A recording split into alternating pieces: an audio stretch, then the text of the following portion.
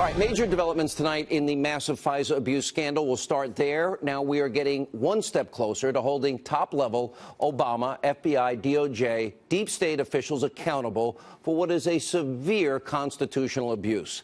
Now, they completely have shredded the Fourth Amendment rights of the American people, and people could and should end up behind bars.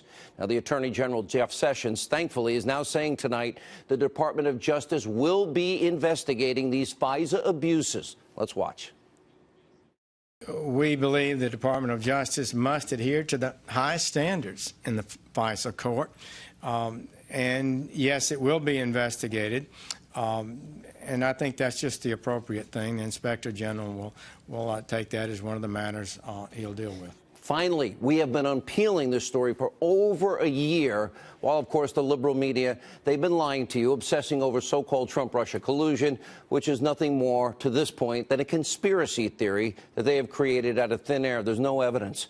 And by the way, as for the extensive, unprecedented Obama-era FISA abuses, we now have a mountain of incontrovertible and corroborated facts and evidence. Liberal Congressman Adam Schiff's his counter memo on FISA abuses has actually confirmed everything that we have been reporting on and everything that is also in the two Republican memos on this scandal. Now, that's why the mainstream media has completely been ignoring what is inside the Schiff memo. It doesn't fit their narrative, and more importantly, it doesn't damage President Trump, which, of course, is their ultimate goal. Here's everything that the Schiff memo corroborates from the Nunes and Grassley-Graham memos. This completely unverified, Clinton-bought and paid-for dossier that used Russian government sources made up, in fact, a large part of that FISA application to surveil Trump campaign associate Carter Page.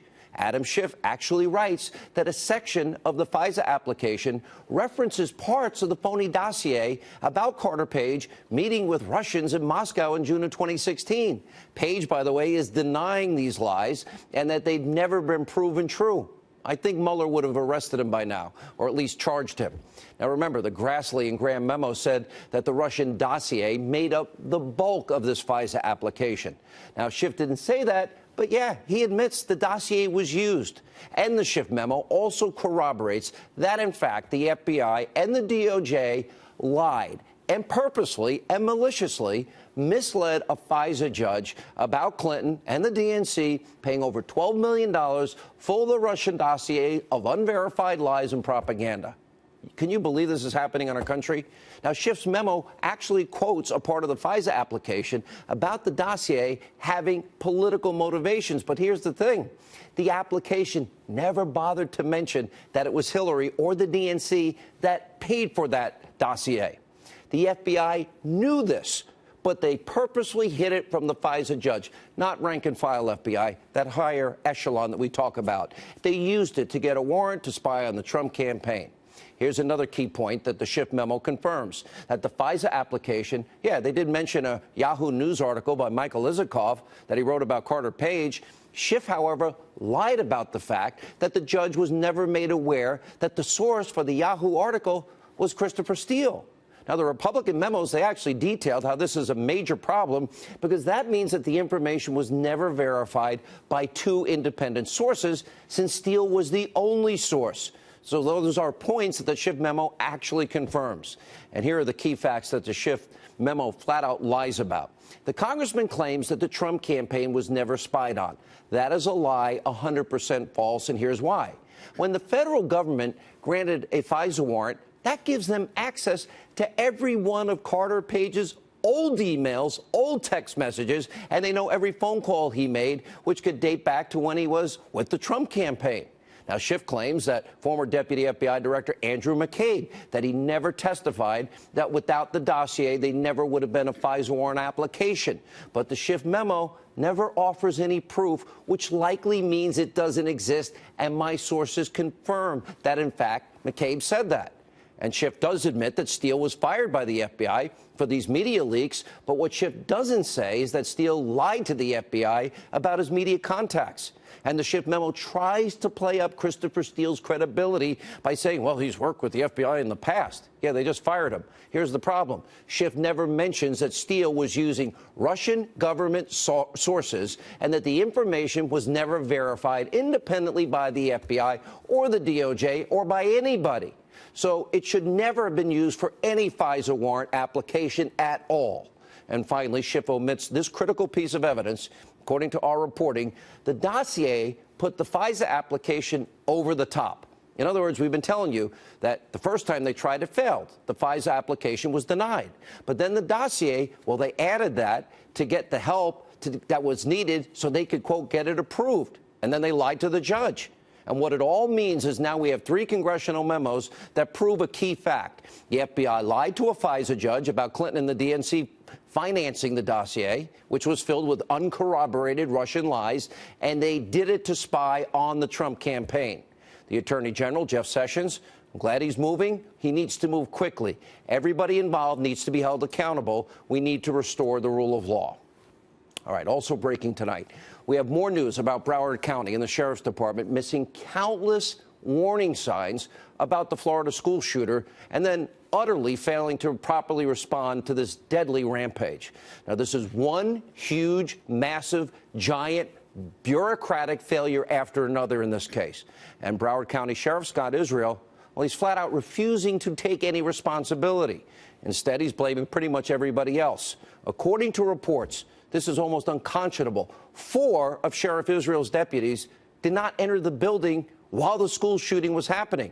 One deputy, a school resource officer on the scene, his name is Scott Peterson, he was armed with a gun and a bulletproof vest. He took up a position outside the building while the shooting was taking place. One student described Peterson as standing still as he heard shot after shot being fired. Now, Peterson's defending his actions and ended up resigning. And what we're now learning is that the first member of law enforcement to enter the school, they were actually from the Coral Springs Police Department. Those officers rushed right in. Broward County deputies, they took up a defensive posture and position outside. And also new tonight, Fox News reporting the Broward County Sheriff's Department also prevented the EMTs from entering the school. And there are questions about, well, you know, would it be proper protocol? Students and teachers were shot and dying and bleeding. Now, sources are telling our own Laura Ingram that Broward County Sheriff deputies, they were told not to go into the school unless their body cameras were turned on, even though those deputies apparently didn't even have them. And Sarah Carter, breaking news tonight, reporting that under Sheriff Scott Israel's leadership, well, apparently there have been at least 40 investigations into that department and misconduct. We did reach out to the sheriff's office for comment on Sarah's story. We haven't heard back. This is all one huge, massive, giant blunder after another while students and teachers were being slaughtered inside the school. And sadly, that's just part of the story. We know the FBI was alerted not once but twice about Nicholas Cruz and his sinister intentions, including weeks before the massacre. One unidentified woman told authorities that she feared Cruz would, quote, get into a school and just shoot the place up. The Naples Daily News reported that Broward County Sheriff's Office received 18 specific warning calls about Nicholas Cruz since 2008. And law enforcement, imagine this, visited this kid's home a whopping 39 times in a 7-year period. And we also know Cruz raised all kinds of red flags at school. He wasn't allowed to wear a backpack because of security concerns, and he was ultimately expelled because of his behavior. And, of course, he posted all these disturbing images on social media. Warning signs missed at every single level here. Now, people did the right thing. They saw something. They said something. They alerted authorities. These authorities dropped the ball on a level I can't even comprehend. They didn't do their jobs. They failed this community in Florida. And these officials need to be owning up to their mistakes so it never happens again. And we can fix the problems in the system, prevent future massacres. But that's not the case. You've heard people like Broward County Sheriff Scott Israel. He's refusing to own up to his failures. He won't answer key questions. He pats himself on the back and has a general overall lack of sympathy. Watch this. When did you find out that Deputy Peterson had not gone into the building? How soon after the shooting did you know that? Not for days. How many days? Investigators looked. I'm not sure. You Right didn't look at the second, video? 1 week after the shooting, you hadn't looked at the video yet?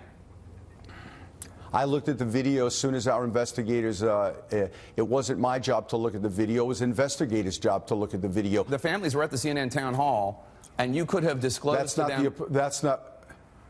I couldn't disclose it then because there was no corroboration, Jake. I could only take responsibility for what I knew about. I exercised my due diligence. I've given amazing leadership to this agency. Amazing leadership? Will you resign?